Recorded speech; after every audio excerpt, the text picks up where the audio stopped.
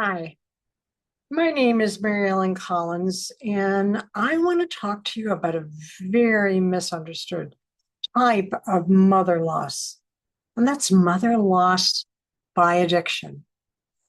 It's when addiction stole your mother from you. Have you ever felt guilty for grieving a mother who is still alive? If your mother's addiction stole the relationship you long for, today's message is for you. By the end of our time together, you'll understand why that grief is so real and why you were never responsible for your mother's addiction, and really how God can begin restoring what addiction stole from you. If I haven't met you yet, I'm Mary Ellen Collins, and I'm the founder and board chair of the Motherless Daughters Ministry. Let's get right into the content of mother loss by addiction. In fact, it's motherless by addiction. Yeah, it's a grief. Few people understand. It's the least understood form of mother loss. It's possible to be motherless while your mother's still living. And for many daughters, addiction slowly steals the relationship. Your mother may have been physically present. She may have lived in the same house. She may have sat at the same dinner table, but emotionally, she wasn't there. Alcohol, prescription drugs, illegal substances, gambling, or other addictions. But something, little by little, that addiction became the most important relationship in her life, leaving very little room for you. And people often say, well, at least your mother's still alive. So misunderstood. They do not understand. You aren't grieving a funeral, you're grieving the relationship that you never had. That grief is just as real. Children, oh, let's talk about children. They naturally believe everything revolves around them. When something is wrong, they don't ask, what's happening with mom? Instead, they say, what's wrong with me? Perhaps you remember asking questions like, why didn't she choose me? Wasn't I enough? If I had behaved better, maybe. If I got better grades, if I caused fewer problems, would she love me then? Many daughters spend decades trying to earn the love they should have received freely. But today, I want to tell you lovingly, tell you something. Your mother's addiction was never about your worth. It was never because you weren't lovable. It was never because you weren't enough. It was because the addiction is so powerful. And children, and if you were a child, you simply don't have the ability to change it. Many daughters of addicted mothers lose their childhood. Instead of playing, they are worrying. Instead of being protected, they become the protector. Perhaps you became the caretaker. Maybe you prepared meals, helped raise younger brothers and sisters, covered for your mother's behavior, made excuses, kept family secrets, or learned to read the room before you entered it because you never knew which version of your mother would be waiting. That isn't childhood. That's survival. That isn't childhood. That's survival. Now, let's look at how it shows up today as an adult. You grew up, your survival patterns often remain. You may struggle to trust people.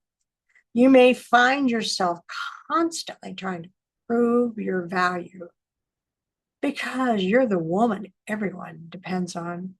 You rarely ask for help. You feel guilty resting, and you believe you have to earn love.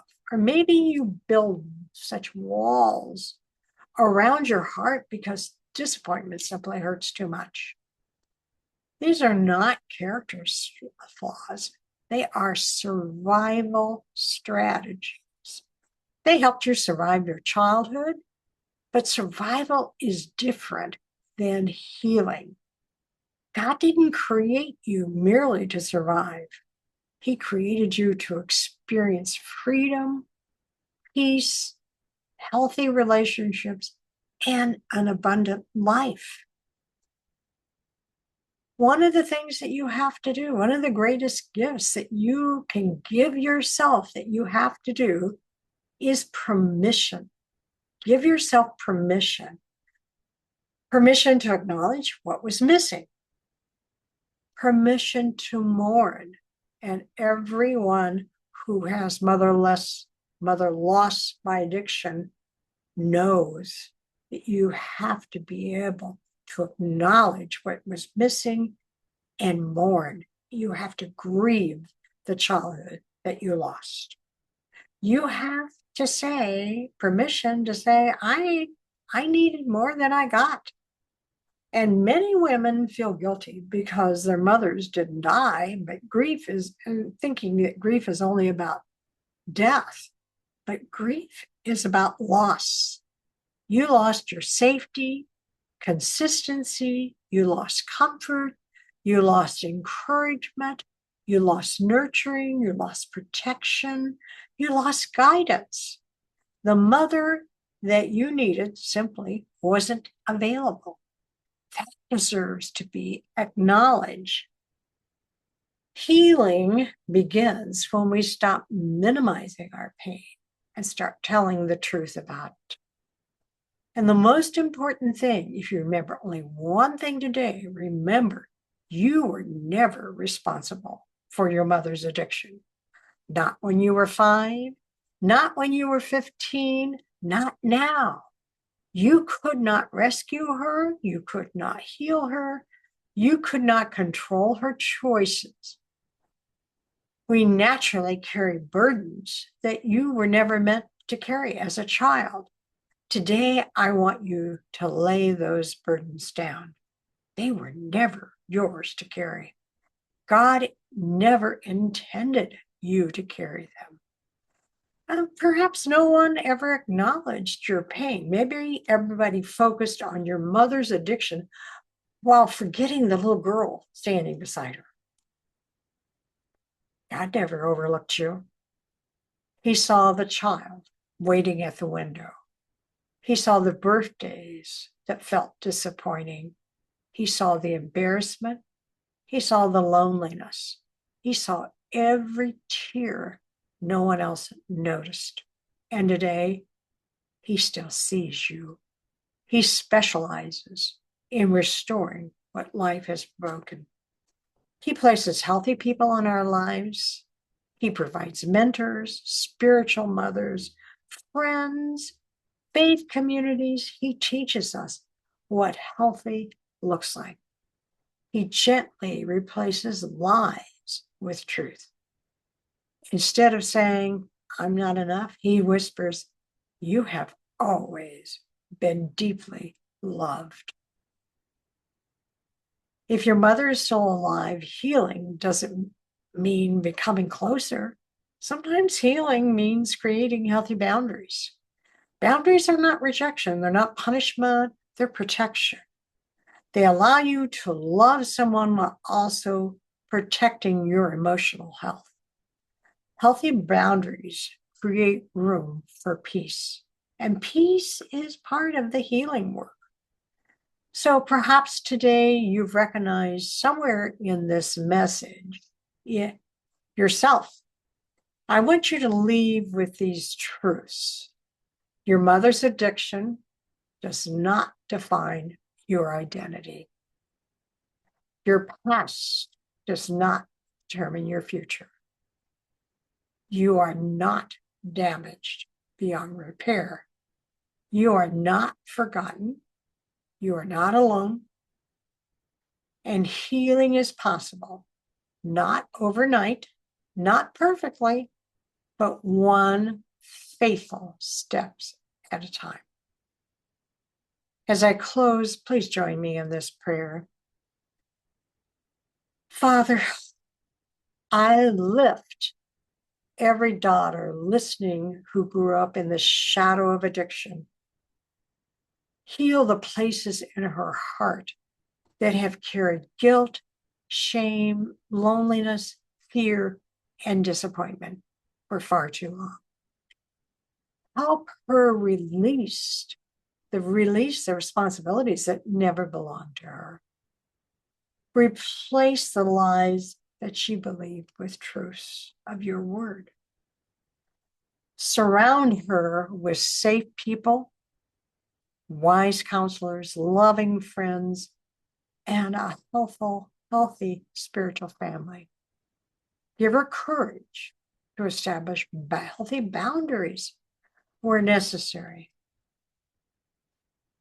Faith to believe that her story is still being written.